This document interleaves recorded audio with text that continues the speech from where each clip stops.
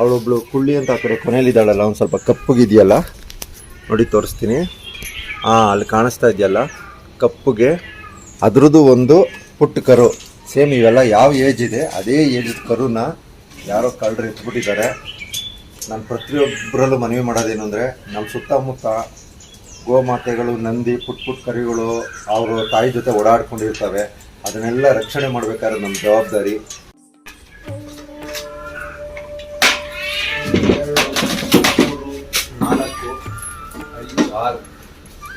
1 2 3 4 5 6 7 ಜನಕ್ಕೆ 7 ರೆಡಿ ನೋಡಮ್ ಸಾ. ಎಲ್ಲ ಬಂಗಾರಿಗಳು ಬಂದ್ಬಿಟ್ಟವ್ರೆ.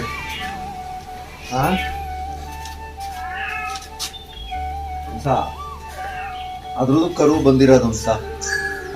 ಈ ಕಳ್ರೆ ಎತ್ಕೊಂಡೋಗಿಲ್ಲ ಅಂದರೆ 2 ದಿವಸ ಹರ್ಚ್ಕೋತು ಪಾಪ. ನಾವು ಎಲ್ಲ ಕಡೆ ಹುಡುಕಿದ್ವಿ, ಬಾಲಾಜಿಲಿ ಹೊತ್ತು, ಗಾಂಗಿರಪಳ್ಳಿ, ತಲಗಟ್ಪುರ, ರಘುನಳ್ಳಿ ಎಲ್ಲ ಹುಡುಕಿದ್ವಿ. ನೋಡಿ ಸ್ನೇಹಿತರೆ, ಪ್ರತಿದಿನ ನಮ್ಮ ಮನೆ ಹತ್ರ ನೋಡಿ ಈ ಥರ ಕಾಮಧೇನುಗಳು, ಇವ್ರ ಮಕ್ಕಳು ಯಾವಾಗಲೂ ಬರ್ತಾ ಇರ್ತಾರೆ.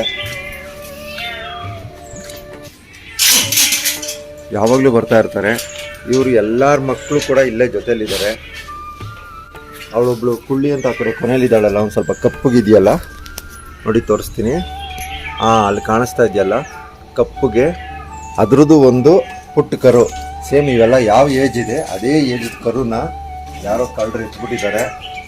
ನಾನು ಪ್ರತಿಯೊಬ್ಬರಲ್ಲೂ ಮನವಿ ಮಾಡೋದೇನು ಅಂದರೆ, ನಮ್ಮ ಸುತ್ತಮುತ್ತ ಗೋಮಾತೆಗಳು, ನಂದಿ, ಪುಟ್ಟ ಕರುಗಳು ಅವರು ತಾಯಿ ಜೊತೆ ಓಡಾಡ್ಕೊಂಡಿರ್ತವೆ.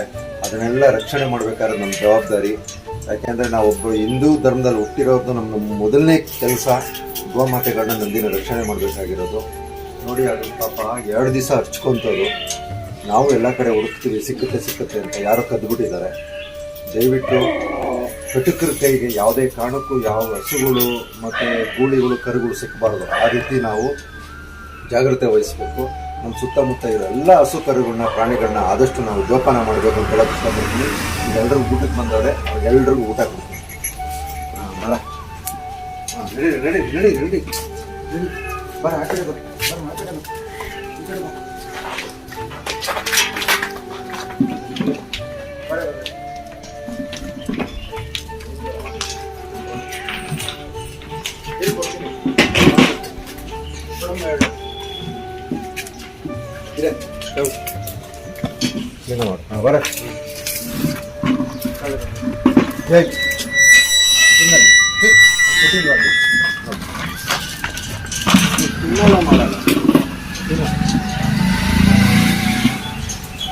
ಅಲ್ಲೊಂದು ಬಕೆಟ್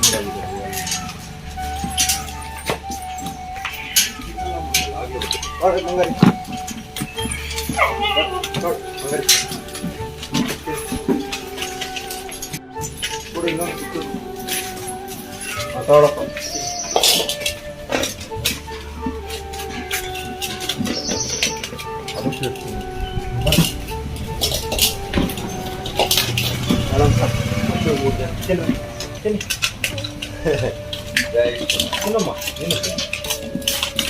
ಅದು ಇನ್ನ ಸ್ವಲ್ಪ ಹಾಲು ಕುಡಿತಾ ಇರ್ತದೆ.